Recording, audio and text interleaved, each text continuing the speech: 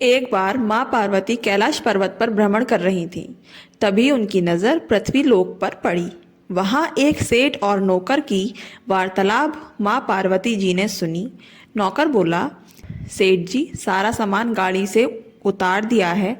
तो सेठ जी बोले, ये ले तेरी आज की कमाई के 200 रुपए। इस पर दुखी होके नौकर मन में सोचता है, पूरा दिन मेहनत करने के बाद केवल 200 रुपए ही कमाई हुई है। अब इसमें से 50 रुपए दूध के, 50 रुपए सब्जी के और बाकी बचे 100 रुपए जो पूरे 3 दिन चलाने हैं। इतने में उधर से सेठ अपने घर पहुंचता है और पैसे गिनता है। कहता है, ये हो गए पूरे 50,000 रुपए। इनको संभाल के तिजोरी में रख देता हूँ। दूसरी तरफ एक साड़ी की दुकान पर एक तरफ एक गरीब औरत साड़ी देख रही थी और दुकान वाले से कहती है, भैया ये साड़ी बहुत महंगी है, 100-150 तक की साड़ी दिखा दीजिए मुझे। और दूसरी तरफ उसी औरत के बराबर में एक अमीर औरत बिना पैसों का हिसाब लगाए 3 साड़ी खरीद रही थी, जिनकी कीमत 10,000 रुपए थी। ये देख माँ पार्वती का मन बड़ा दुखी हुआ और सोचती हैं, जिसे जो चाहिए वो मिलता नहीं और जिसके पास सब कुछ होता है उसे और मिल जाता है। इस प्रश्न का उत्तर तो महादेव ही दे सकते हैं। बस इतना सोच के अपने प्रश्न का उत्तर लेने महादेव जी के पास माँ पार्वती पहुंच गई और अपने सवाल पूछने लगी। उस पर महादेव जी ने उत्तर दिया कि देवी, आपको इस प्रश्न का उत्तर जानने के लिए आपको हमारे साथ पृथ्वी लोक पर चलना पड़ेगा और खुद ही वहां के प्राणियों का हाल चाल जानना होगा। वही आपका इस प्रश्न का उत्तर मिलेगा। भगवान शिव के कहे अनुसार माँ पार्वती भगवान शिव के साथ पृथ्वी लोक पर उन सभी प्राणियों का हालचाल जानने के लिए पहुंची। तभी रास्ते में उन्हें एक गरीब पति पत्नी जाते हुए दिखाई दिए, जहां पर पति कहता है, हमारी गरीबी के दिन कब दूर होंगे। वो चंदन ने फिर नई जमीन खरीद ली है। उस पर पत्नी उत्तर देती है, सबका भाग्य एक जैसा नहीं होता है जी। उसके भाग्य में अमीर बनना लिखा है और हमारे में गरीबी। भगवान की इच्छा होगी तो हम भी अमीर बन जाएंगे। पति बोलता है, पता नहीं कौन से जन्मों की सजा भुगतनी पड़ रही है, ना जाने कौन से बुरे पाप किए थे।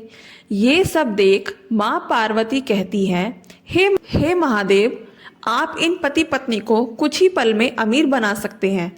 मेरे कहने पर ही सही आप इन्हें अमीर बना दीजिए, ना जाने ये बेचारे कितने दुखी हैं।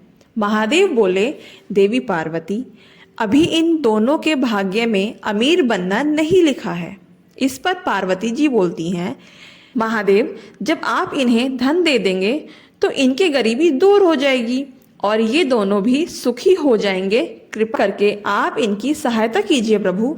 इस पर महादेव जी बोले, देवी पार्वती, मैं आपकी इच्छा अनुसार इन्हें धन प्रदान तो कर देता हूँ, परंतु उसका मिलना या ना मिलना कर्मों पर निर्भर करता है। पार्वती जी के कहने पर महादेव ने अशर्फियों से भरी पोटली रास्ते के बीच में डाल दी। पोटली से कुछ दूरी पर उर्मिला की नजर एक अंधे व्यक्ति पर पड़ी।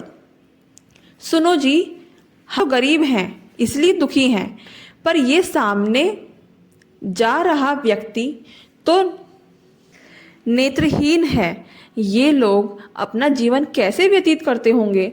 उर्मिला के पति ने जवाब दिया, हाँ, बड़ी मुश्किल होती होगी उर्मिला इन बेचारे नेत्रहीन लोगों को। इस पर उर्मिला बोली, चलो आज हम भी नेत्रहीन बन के जीवन जी के देखते हैं कि इन्हें क्या क्या मुश्किलें झेलनी पड़ती होंगी। ऐसा कह के दोनों आंखें बंद करके चलने लगे और अशर्फियों से भरी पोटली रास्ते में ही पड़ी रह गई और वे दोनों करीब से गुजर गए। भगवान शिव बोले, देखा पार्वती देवी, इनके भाग्य में अभी गरीबी ही लिखी है।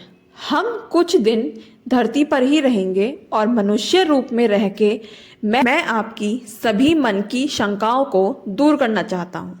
भगवान शिव और देवी पार्वती ने मनुष्य का रूप धारण किया और पति पत्नी के रूप में गांव के पास ही अपना डेरा जमाया।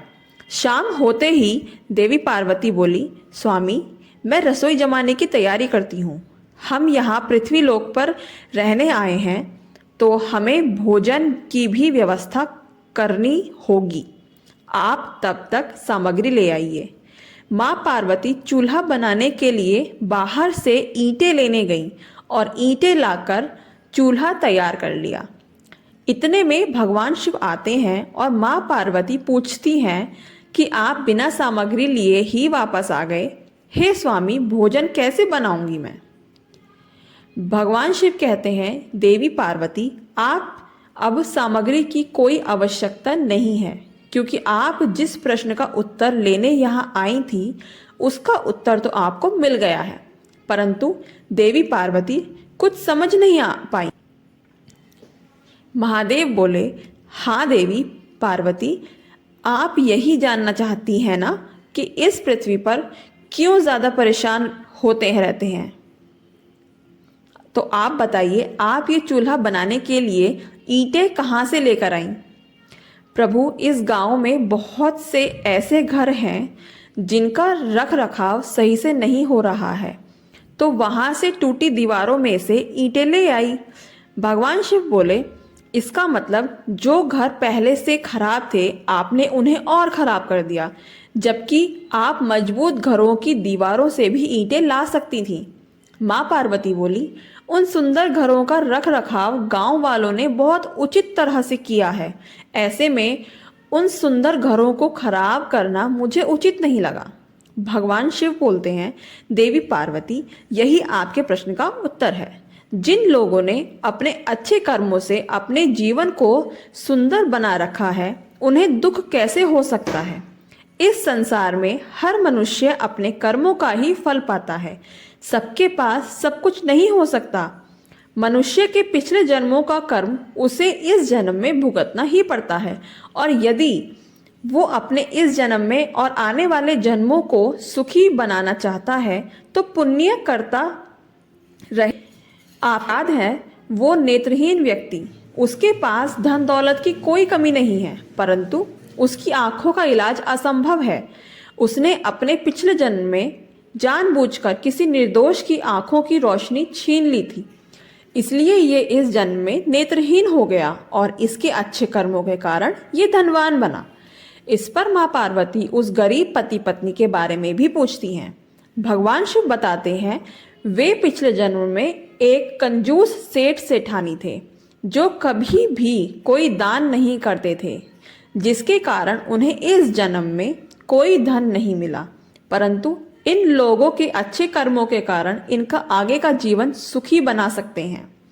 इस पृथ्वी पर कोई मनुष्य सुखी नहीं है, हर मनुष्य के पास कोई ना कोई दुख और समस्या है। देवी पार्वती कहती हैं, मुझे मेरे प्रश्नों का उत्तर मिल गया है कि अपने बुरे कर्मों का फल यही भोगना पड़ता है, और सभी मनुष्यों को अपने जीवन को सुखी बनाने के लिए अच्छे कर्म करने चाहिए। और इसके बाद माँ पार्वती और भगवान शिव कैलाश को लौट गए।